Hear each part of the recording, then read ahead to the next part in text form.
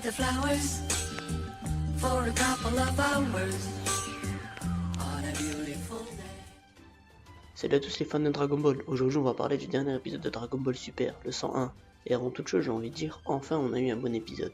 Ça faisait plus de 2 semaines que les épisodes étaient moyens, voire même nuls, mais celui-ci était grave cool. Entre Kale qui arrive à maîtriser son Super Saiyajin Berserk ou légendaire, appelez-le comme vous voulez, ou encore le duo entre C17 et 18 qui nous fait rappeler les meilleurs moments de la saga des cyborgs, pour moi c'est le meilleur épisode depuis le début de ce tournoi, y a rien à dire. Maintenant que cette petite introduction est faite, on va parler des points positifs et négatifs de cet épisode. Comme je le dis à chaque fois, c'est simplement mon avis en tant que fan, ne l'oubliez pas.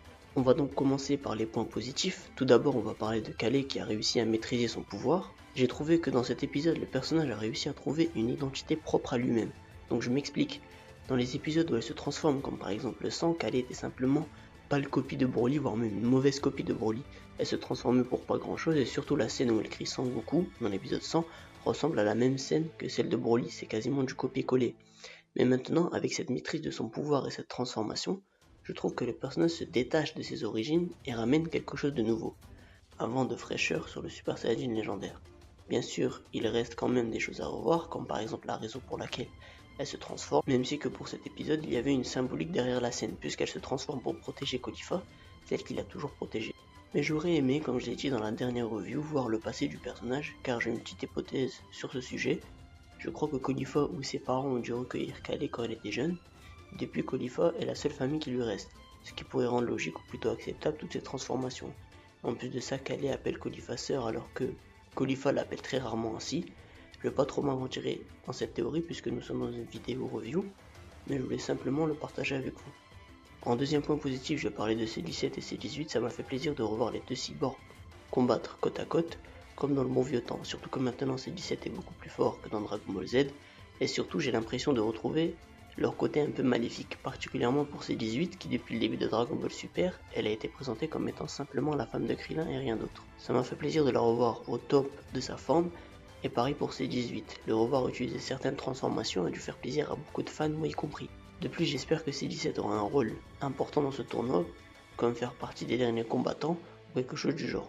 Et le troisième et dernier point que je veux aborder, c'est que enfin le tournoi va gagner en intensité, puisque le grand prêtre lui-même le dit, les combattants avec un niveau moyen sont éliminés.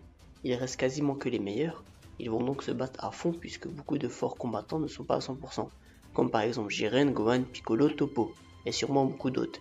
Mais maintenant qu'il reste que les forts, ils vont donc aller à fond, ils n'auront pas le choix, la survie de leur univers en dépend. Maintenant qu'on a parlé des points positifs, je vais parler du seul point négatif que j'ai trouvé à l'épisode. Donc il y a quelque chose qui m'a déçu dans cet épisode, ce sont les Pride Troopers. Je m'attendais à voir des guerriers surpuissants, capables de se battre en 1 contre 1 face à des ennemis, mais au lieu de ça, on a eu droit à des personnages avec une attaque spéciale et sans rien de plus. Bien sûr, ceux qui sont fait éliminer sont sûrement des personnages secondaires, mais ils sont censés être l'élite de leur univers, ils se sont fait éliminer bêtement.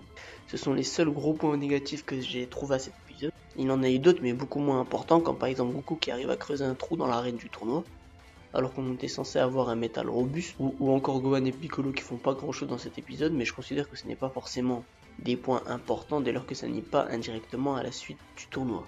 Si je devais donner une note à cet épisode, ça sera un 8 sur 10. Comme je l'ai dit, l'épisode était bien, j'espère que le 102 sera de même. C'est tout pour moi pour cette vidéo analyse, n'hésitez pas à me dire ce que vous en avez pensé dans l'espace commentaire, comme d'habitude. Quant à moi, je vous dis à la prochaine pour une nouvelle vidéo.